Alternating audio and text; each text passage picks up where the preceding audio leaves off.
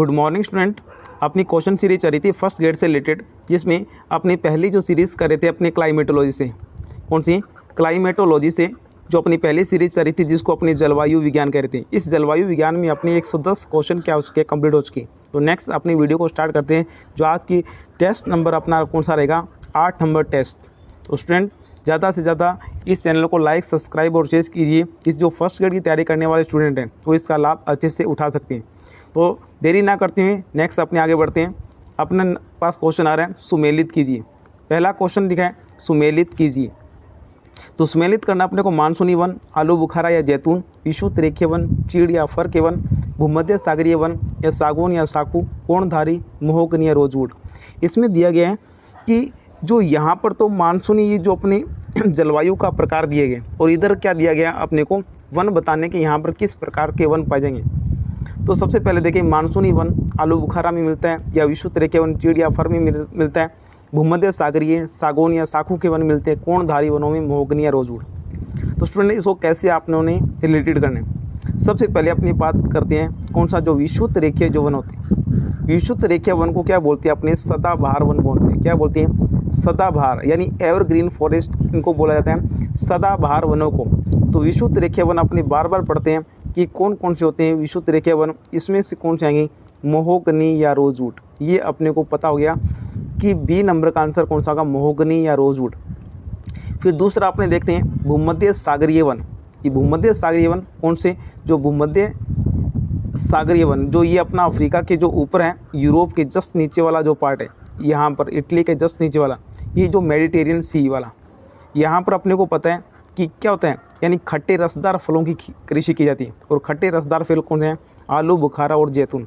तो भूमध्य सागरीय वन कहाँ मिल जाएंगे अपने को? आलू बुखारा और कौन सा? जैतून।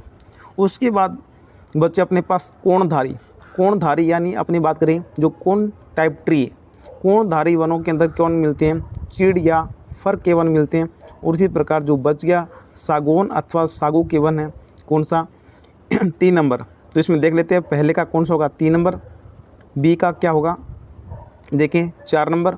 और भूमध्य सागरीय वन इसमें 1 नंबर। और उसके बाद कोणधारी वनों के अंदर कौन सा आएगा? 2 नंबर। तो इसमें राइट आंसर होने वाला अपना कौन सा? 3, 4, 1, 2। तो स्टूडेंट ये अपना क्या होगा? Right answer. नेक्स्ट क्वेश्चन बढ़ते हैं अपने आगे। 112 नंबर क्वेश्चन। 112 नंबर क्वेश्चन में दिए है, निम्नलिखित देशों में से कौन सा भूमध्य रेखीय जलवायु के अंतर्गत नहीं पाया जाता।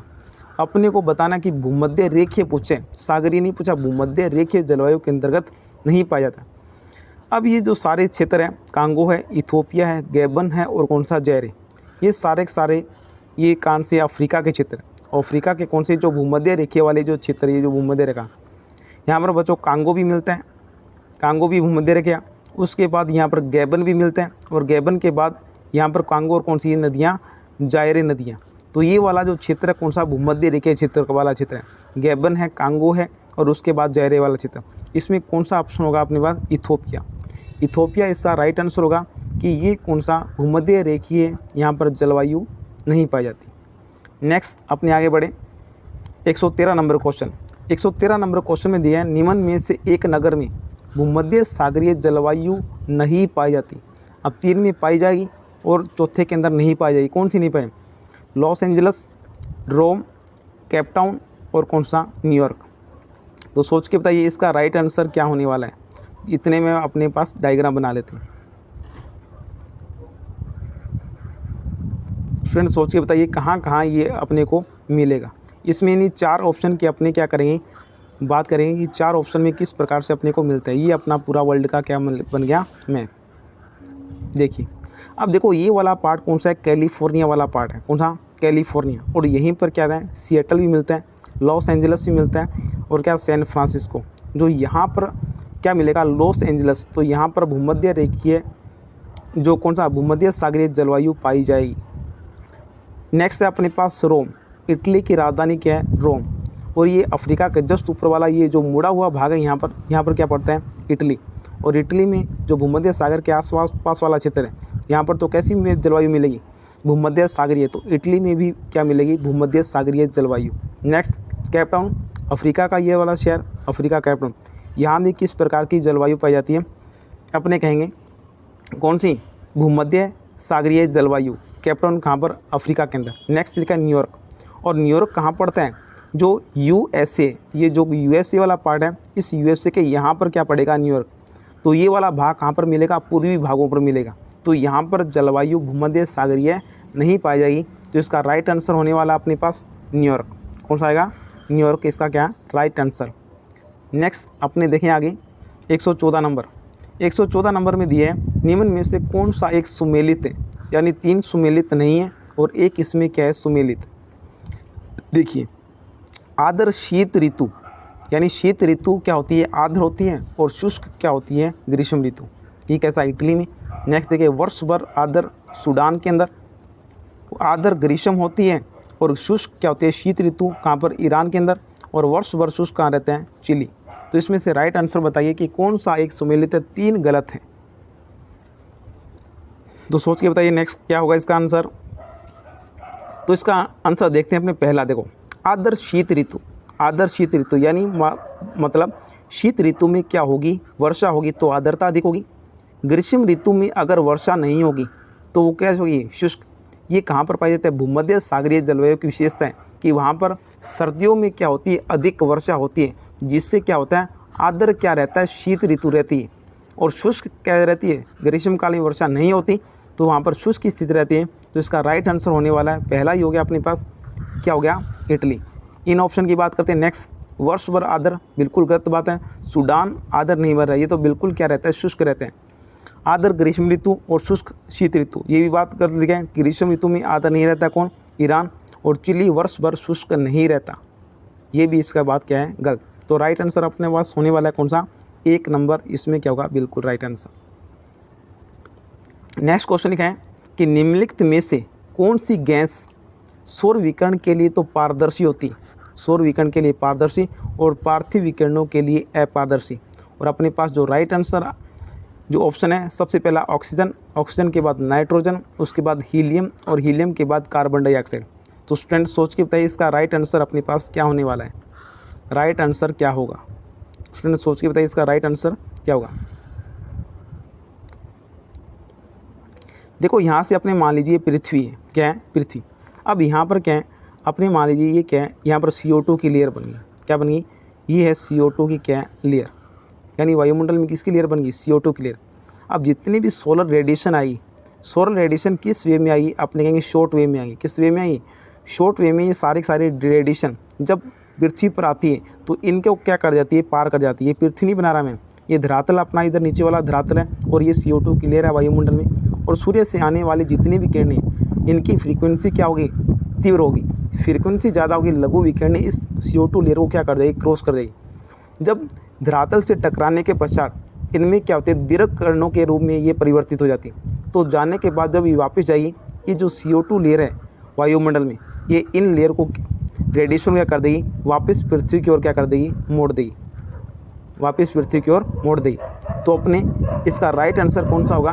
इस कौन सी गैस सौर विकिरण के लिए तो देखो पारदर्शी है, बिल्कुल पारदर्शी। सूर्य से आने वाली किरणें पारदर्शी है, लेकिन पार्थिव विकिरणों के लिए क्या होगी? अपारदर्शी हो गई। तो इसका राइट आंसर अपने पास होने वाला है कौन सा?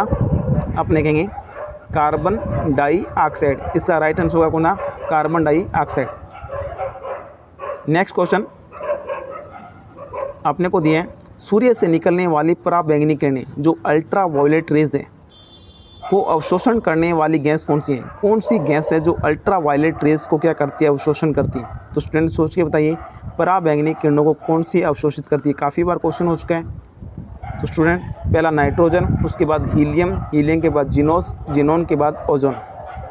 अपने इस बात को जानते हैं कि जो समताप मंडल है और समताप मंडल में किसकी अधिकता मिलती है? अपने कहेंगे ओजोन गैस की अधिकता मिलती है। ओजोन गैस की जहाँ अधिकता होगी, ओजोन गैस की क्या होगी?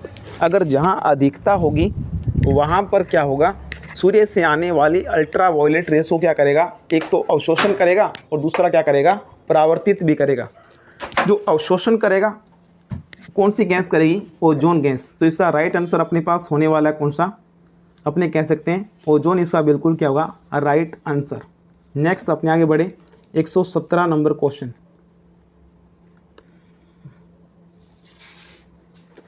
सूर्य के चारों तरफ परिक्रमण के दौरान पृथ्वी से अधिकतम दूरी होती है, यानी सूर्य के चारों ओर कौन परिक्रमण करता है? पृथ्वी करती है। तो अधिकतम दूरी पर होती है। अधिकतम दूरी कब होगी? अधिकतम पूछा है, मैक्सिमम डिस्टेंस 4 जुलाई को, 5 सितंबर को, 3 जनवरी को और क्या 21 दिसंबर को। तो स्टूडेंट सोच के बताइए इसका आंसर क्या होगा, ये वाला।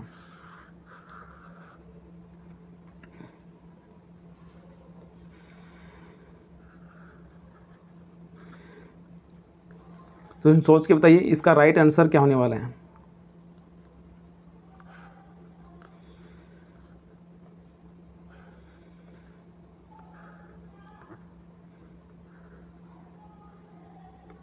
स्टूडेंट देखिए, ये अपने मानते हैं ये क्या है? सन की पोजीशन है। ये क्या है? सन यानी सूर्य। अब सूर्य के चारों ओर चक्कर कौन लगा रही है? पृथ्वी। ये अर्थ इसके चारों ओर पश्चिम से लेकर पूर्व, ये वाला पश्चिम, इस पश्चिम से लेकर इस डायरेक्शन में पूर्व दिशा की ओर ये क्या लगा रही है? चक्कर लगा रही है। कौन? अर्थ लगा रही है। ये अर्थ इस प्रकार से चक्कर लगाती हुई है। अब यहाँ पर देखेंगे मैक्सिमम और मिनिमम डिस्टेंस क्या है। अब यहाँ से आपको दिखाई दे रहा होगा ये सन और अर्थ के बिटवीन क्या है? Maximum distance. और ये जो डिस्टेंस है क्या है? Minimum distance. ये जो डिस्टेंस होती है लगभग कितनी होती है? अपने जानते हैं 15 पॉइंट में कितना? 20 करोड़ किलोमीटर। ये जो कंडीशन कब होती है? 4 जुलाई को। और 4 जुलाई की कंडीशन को सर्वाधिक दूरी को क्या बोला जाता है? अपने बोलते हैं अपसोर। क्या बोलते हैं? अपसोर वाली कंडीशन है। और ये मिनिमम डिस्टेंस कितनी होती है? 14 पॉइंट में 70 करोड़ किलोमीटर। और 70 करोड़ किलोमीटर ये कब होती है? 3 जनवरी को होती है। और इस 3 जनवरी की कंडीशन क्या बोलते हैं? अपनी उपसोर बोलते हैं। क्या बोलते हैं? उपसोर। तो यहाँ पर राइट आंसर बताइए कि पृथ्वी के परिक्रमण के दौरान पृथ्वी सूर्य की अधिकतम दूरी होती है, मैक्सिमम डिस्टेंस कब होगी? ये देखो अपने पास मैक्सिमम डिस्टेंस कौन सी? 4 जुलाई को। तो राइट आंसर अपना होगा कौन सा? 4 जुलाई को। तो 117 नंबर का राइट आंसर कौन सा होगा? 4 जुलाई। नेक्स्ट 118 नंबर क्वेश्चन लिखा है वायु के क्षैतिज, कौन सा? वायु के क्षैतिज संचलन से होने वाले ताप के स्थानांतरण कहलाता है। यानी क्षैतिज यानी लेटरल की बात करें अपनी, हॉरिजॉन्टल स्थानांतरण है, चालन कहलाता है, समन कहलाता है, अभिवहन कहलाता है या पार्थिवीकरण। तो स्टूडेंट सोच के बताने ये सारे अपने को क्लियर होने चाहिए कि समन क्या है, चालन क्या है, अभिवहन क्या है और पार्थिवीकरण। तो स्टूडेंट इसका जो राइट आंसर होगा, राइट आंसर तो होगा कौन सा? अभिवहन होगा। अभिवहन कहता है वायु में पाया जाता है। जब वायु बहती है यानी यहाँ पर अगर गर्म वायु है, यहाँ पर अगर ठंडी वायु, जब हवाएं जाकर मिलेंगी तो तापमान में क्या होगा? स्थानांतरण होगा। चालन में क्या होता है? चालन में क्या होता है? एक कण के द्वारा, मान लीजिए कोई क्या है अपने पास रोड है, अब रोड को यहाँ से क्या किया जाए? अपने को गर्म किया जाए। तो एक कण को दूसरे कण को ऊर्जा मिलेगी, दूसरे कण को तीसरे कण को ऊर्जा मिलेगी, तीसरे कण को चौथे, तो ये पूरी रोड क्या हो जाएगी? गर्म। ये वाली प्रक्रिया कहलाती है चालन क्रिया। और समन प्रक्रिया कहाँ होती है? यानी धरातल से जो गर्म हवाएं जब ऊपर उठती है, ये कौन सी है? समनीय प्रक्रिया। तो इसका राइट आंसर कौन सा होगा? अभिवहन। ये अपना ये क्या है? अपने कहेंगे वर्टिकल है, समन क्रिया वर्टिकल है। यहाँ पर कौन सा पूछ रहे हैं? क्षैतिज संचलन पूछ रहे हैं। तो क्षैतिज संचलन में कौन सा आएगा? अभिवहन की क्रिया आएगी। तो इसका राइट आंसर कौन सा होगा? अभिवहन। नेक्स्ट 119 नंबर क्वेश्चन 119 में लिखा है सूर्य ताप में होने वाले भिन्नता का कारण क्या? यानी जो इंसोलेशन है उसमें होने वाली विभिन्नता का कारण क्या है? तो स्टूडेंट सोच के बताइए इसका राइट आंसर क्या होगा? पृथ्वी का अपने अक्ष पर घूमना, दिन की अवधि या स्थल का विन्यास या उपरोक्त सभी।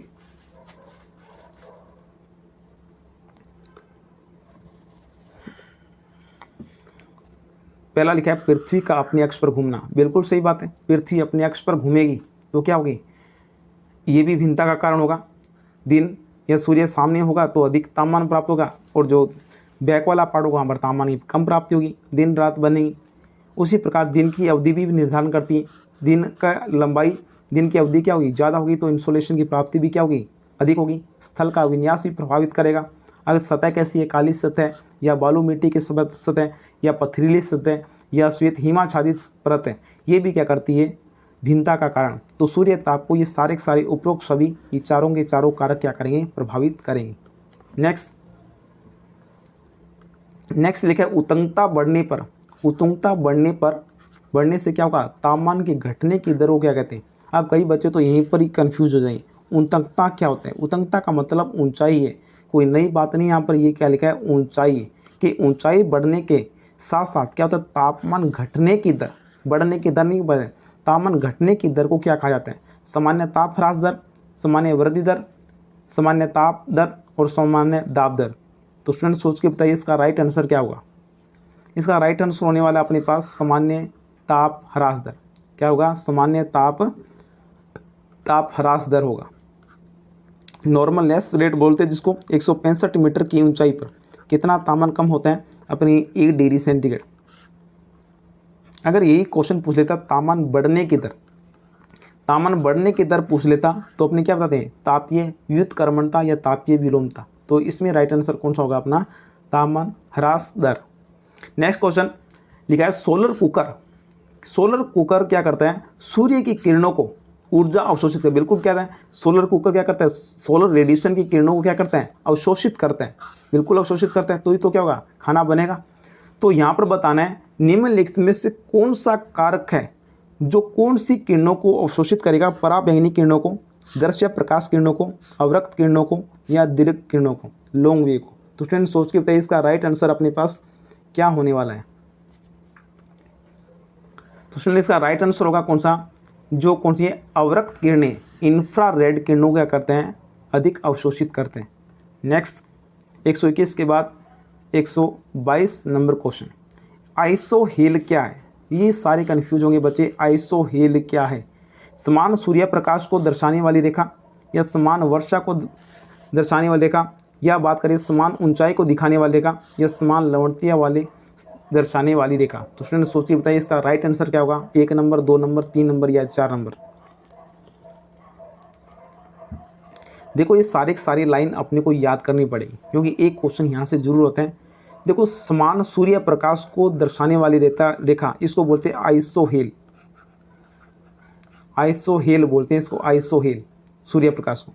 समान वर्षा को इसको बोलते हैं आइसोहाइट, इसको आइसोहाइट लाइन।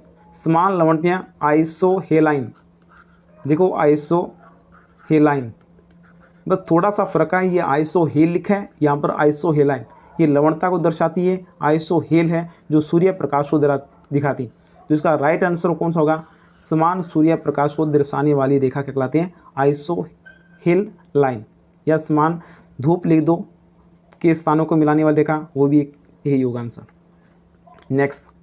नेक्स्ट में लिखा है ताप व्युत्क्रमणता, यानी तापमान व्युत्क्रमणता निम्नलिखित में से किन देशों में प्राय, देशों में नहीं, किन स्थान पर लेगा, किन स्थानों में प्राय होते हैं, किन स्थानों पर प्राय ये अपने को देखने को मिलते हैं?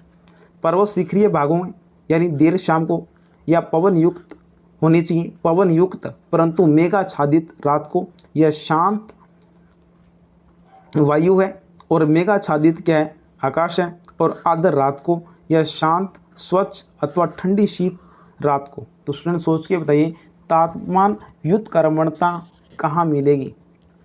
देखो स्टूडेंट अपने इस बात को जानते हैं तो सोच कर आंसर बताइए इसको, फिर मैं इसको क्लियर करता हूँ। देखो पर्वतीय शिखर देर शाम को, ये यहाँ पर तो बिल्कुल भी नहीं होगा। नेक्स्ट पवन युक्त मेघाजय, पवन युक्त पूछे, पवन युक्त मेघाच्छादित आकाश को, मेघाच्छादित आकाश नहीं होना चाहिए। पहले देख लेते तापमान व्युत्क्रमणता के लिए क्या जरूरी है। जरूरी क्या है? सबसे पहले है शांत वायु। शांत वायु यानी इसका क्या होना? संचलन कैसा होता है? मंद संचलन होना चाहिए, मंद संचलन होना चाहिए। और क्या हो जाए? हिमाच्छादित धरातल, हिमाच्छादित क्या होना चाहिए? धरातल। ना भी हो कोई बात नहीं, लेकिन क्या होना चाहिए? शीत ऋतु होना चाहिए। शीत ऋतु हो या मेघाच्छादित या हिमाच्छादित, क्या हो? धरातल हो या शीत ऋतु। सबसे बड़ी बात यहाँ पर है मेघ रहित आकाश होना चाहिए। मेघ रहित आकाश ये सबसे बड़ी विशेषता है तापमान व्युत्क्रमणता की। अगर मेघ रहित आकाश नहीं होगा तो तापमान व्युत्क्रमणता की स्थिति नहीं बनेगी। अब तापमान व्युत्क्रमणता के धरातल से ऊंचाई पर जाने पर तापमान में क्या बढ़ोतरी को क्या बोलते हैं? तापमान व्युत्क्रमणता। तो इसमें कौन सा आएगा? देखो अपने पास राइट आंसर है शांत वायु, स्वच्छ आकाश, उसके बाद ठंडी क्या होनी चाहिए? शीत ऋतु की रात होनी चाहिए। तो ये राइट आंसर कौन सा होगा अपने पास? 4 नंबर इसका क्या होगा? Right answer. नेक्स्ट बढ़े अपने 124 नंबर क्वेश्चन की ओर। 124 नंबर कह रहा है कि कौन से राज्य में सर्दी के महीनों में बाढ़ आती, सर्दी के महीनों में बाढ़ आती। तो स्टूडेंट सोच के बताइए सर्दी के महीनों में बाढ़ कहाँ पर आएगी। सर्दी के महीनों में देखिए पश्चिम बंगाल, पश्चिम बंगाल में कहाँ आती है, वर्षा ऋतु में बाढ़ आती है, यहाँ पर नहीं होता। नेक्स्ट केरला के अंदर ये भी नहीं आता, गलत बात ये भी। तमिलनाडु या अपने आसाम, ये सारे के सारे यहाँ पर जो बाढ़ आते हैं कब आती हैं, वर्षा काल के दौरान में आती हैं। अब देखो तमिलनाडु में वर्षा सर्दी के महीने में आती है, कब आती है, सर्दी के महीने में। कारण क्या है, ध्यान देना। देखो अपनी इस बात को जानते हैं कि यहाँ से जब मानसून क्या करते हैं, एंटर करते हैं भारत की ओर, जब एंटर करेगा ये करेगा पूरे भारत में क्या करेगा, वर्षा। जब ये वर्षा यहाँ पर टकराता है इस मानसून के अंदर, जब यहाँ पर केरला के अंदर तो अच्छी खासी वर्षा हो जाती है, लेकिन तमिलनाडु क्या रह जाता है, सूखा का सूखा रह जाता है। क्यों, क्योंकि वृष्टि छाया प्रदेश में आता है। अब यहाँ पर वर्षा कब होगी, कब होगी, जब शीतकाल में उत्तरी पूर्वी मानसून आएगा, जब लौटता हुआ मानसून आएगा, ये बंगाल की खाड़ी से आर्द्रता ग्रहण करके यहाँ से इंडिया के अंदर एंटर करेगा। तो यहाँ पर शीतकाल में क्या होगी, वर्षा कहाँ पर होगी, केवल भारत के कौन से राज्य में, तमिलनाडु राज्य में वर्षा होती है केवल शीतकाल में। तो उत्तरी पूर्वी मानसून जिसको अपने लौटते हुए मानसून बोलते हैं, ये कहाँ पर होगी, तमिलनाडु। तो राइट आंसर होगा अपना तमिलनाडु। नेक्स्ट में लिखा है कि बैरोमीटर, जो अपने पास वायुदाब मापने का यंत्र होता है बैरोमीटर, इसके पाठ्यांक में क्या हो जाए, अचानक यानी क्विकली क्या हो जाए, डिक्लाइन हो जाए, अचानक गिरावट हो जाने से कौन सी एक मौसम की दशा को इंगित करेगा। अगर बैरोमीटर में अचानक पारा नीचे गिर रहा है, अचानक गिर गया, तो कौन सी मौसमी दशा को इंगित करेगा। तो यहाँ पर तूफानी मौसम को, या शांत मौसम को, शीत या शुष्क मौसम को, उष्ण या उज्ज्वल मौसम को। तो स्टूडेंट सोच के बताइए इसका राइट आंसर अपने पास क्या होने वाला है। तो आप बार बार पढ़ते आ रहे हो कि ये जो घटना होती है कौन सी, तूफानी मौसम की क्या होती है, घटना। तो राइट आंसर होगा इसमें तूफानी मौसम।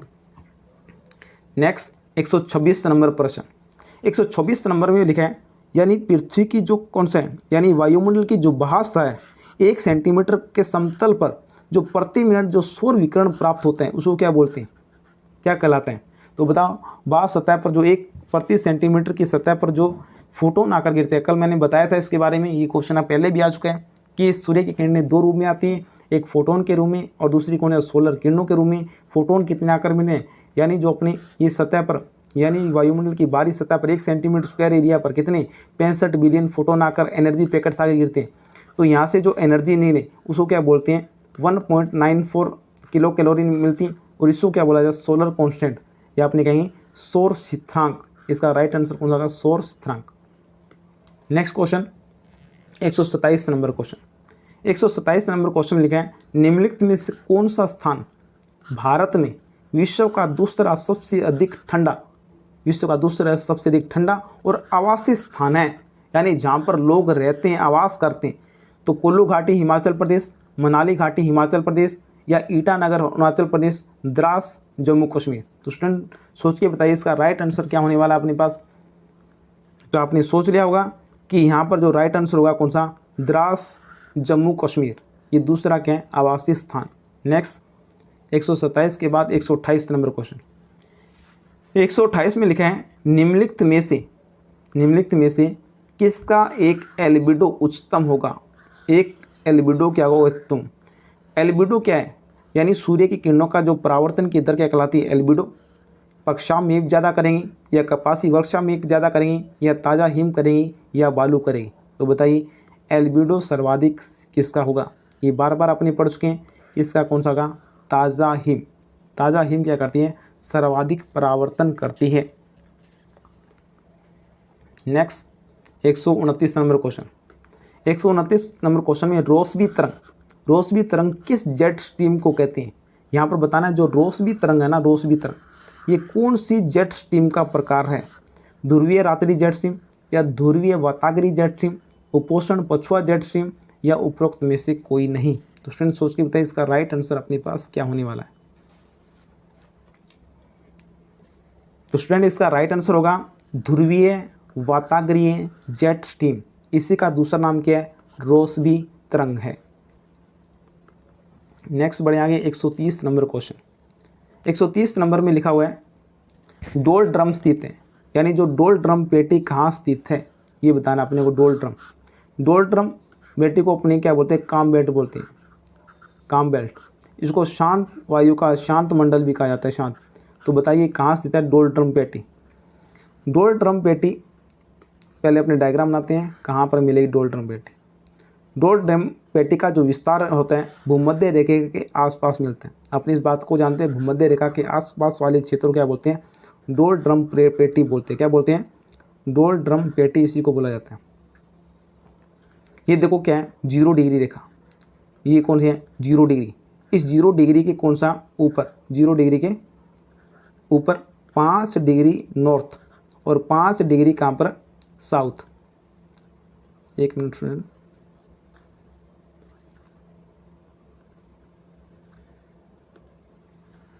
इसको दोबारा से बनाते हैं, एक मिनट।